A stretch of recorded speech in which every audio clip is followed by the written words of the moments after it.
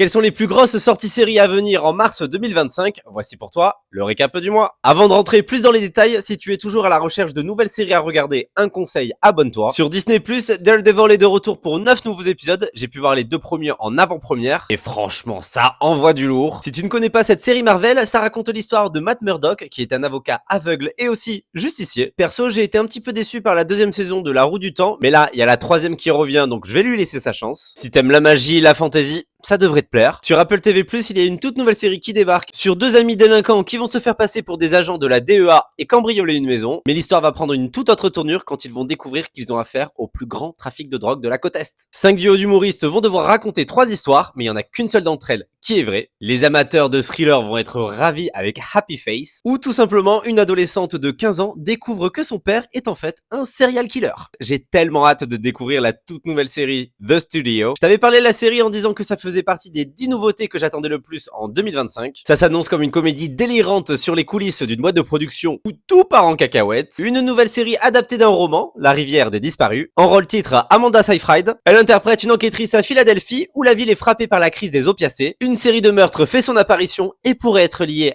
à son affaire personnelle. Les dernières enquêtes sont à prévoir pour Bosch Legacy, puisque la 3e saison est la dernière de la série. Et à la fin du mois, tu peux découvrir le K-drama The Divorce Insurance, sur un homme qui est ruiné après 3 divorces, qui va créer une assurance divorce avec son équipe.